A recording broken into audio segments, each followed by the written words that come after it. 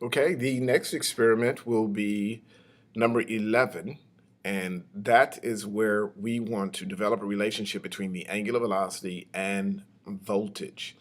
And it's saying interpolation. Basically, we want to interpolate between, well, we're going to use the method of interpolation in order to develop a relationship between these two ideas, these two concepts, angular velocity and voltage. And then, yes, let's just go there. So I'm going to go to number 11, and I'll open this in a new tab.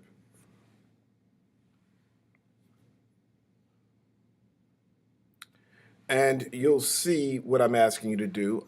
There are videos that you do have to download that are different. Okay, so we literally could, well, there are videos, and you'll see 11.1 angular velocity versus voltage, 11.2 angular velocity versus voltage, and then there's one in 12 that's connected to this. You don't have to download that one now, but that's what we are going to do. And I just ask that you follow the videos here. It's fine, but I want to do it a little bit faster here, or just differently. So the first thing that we'll do is download the videos.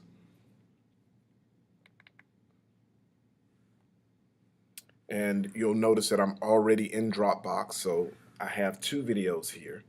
And I just want to go ahead and download this first one. This is at 0.61 millivolts. So I don't necessarily need to duplicate this multiple times. So I'm just going to go ahead and put this into video physics.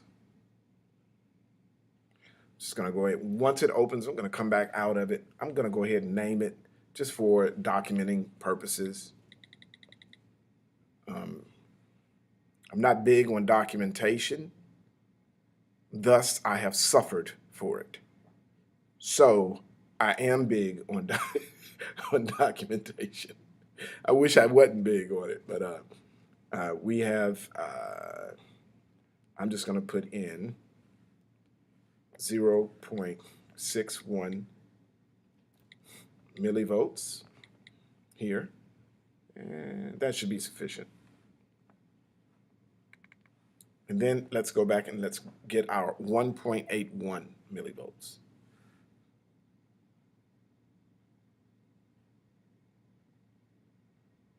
And I'm going to go ahead and bring that down.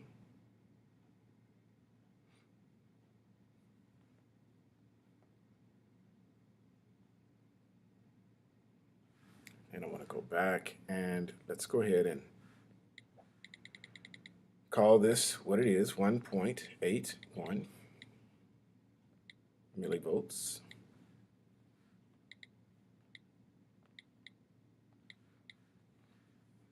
Oh, what did I leave off? I did leave off something.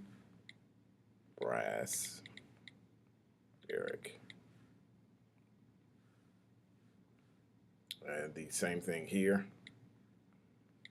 Brass. Eric.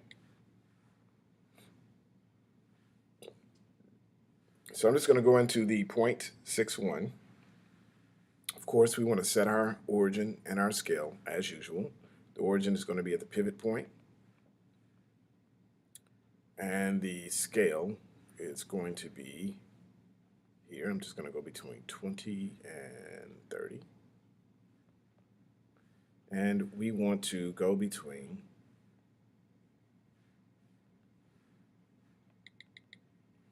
0.1 meters. All right, so that's nice and scale. We're going to take a snapshot of that, upload this to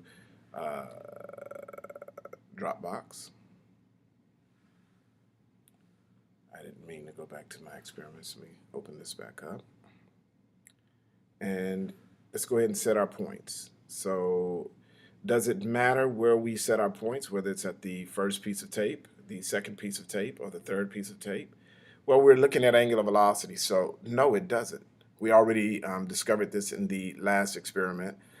If we were to go back and look at our data, you'll see we went between 1.89 to 1.84, and there was a variety of people going between those, but it's approximately 1.8. So I'm just going to pick the first piece of tape, and I'm going to track that.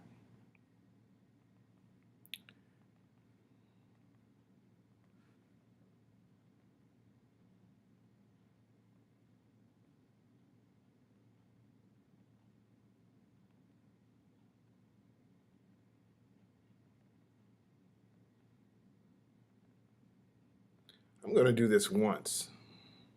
Once should be sufficient. If, of course, if you want more data, if you want to eliminate more error, because you're measuring over and under a little bit, if you want a better mean, then take more data points. Shoot, I mean, take more data points. I mean, what difference is it going to make? When I say what difference is it going to make, and you're going to have a better, you're going to collect a better set of data the more times you go around. Of course, at some point it'll be superfluous. So I'll do one more, then I'll stop right there. I'm just going to go ahead and upload this video with points to Dropbox. Shouldn't take long, simply because it's a short video and I'm here by myself. So let's go ahead and take this to Dropbox, and we are in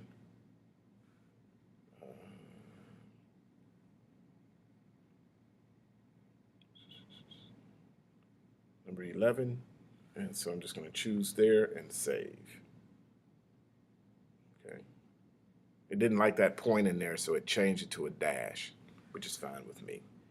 And while we're here, let's go ahead and upload our snapshot.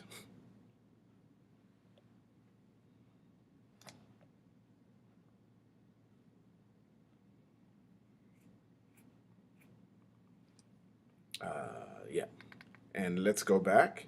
So we are done with the data collection for that particular experiment. And let's do the same thing here. Set our origin and scale. I'm going to zoom in on that so I can see that a little bit better.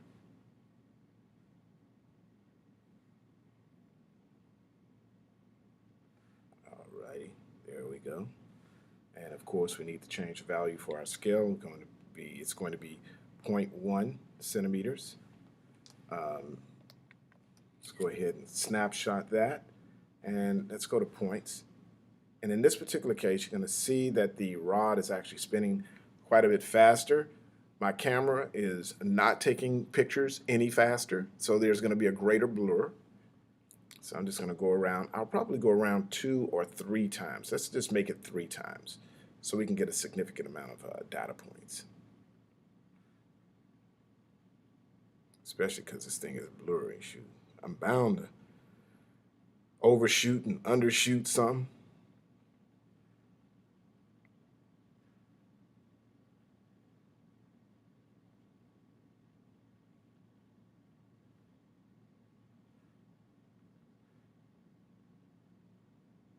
Now I have to be careful that I don't look at the point, that I maintain my middle center.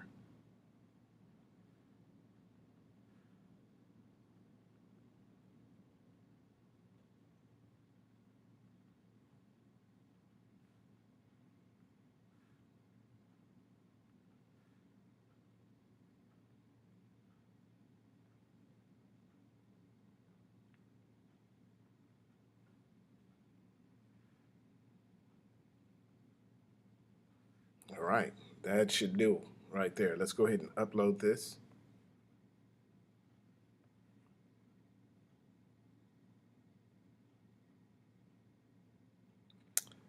And after I upload this and upload the screenshot, we will end this particular video, and then we'll go into the analysis of the data points. Save it in the same place. Go ahead and grab that photo, upload, and let's go ahead and change the names of these photos real quick. And I'm just going to call this 61 origin.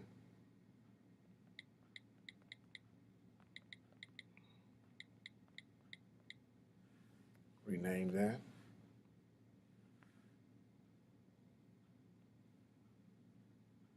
Do the same thing here. 181 origin and scale. And just rename that. That'll be sufficient. Be pretty good.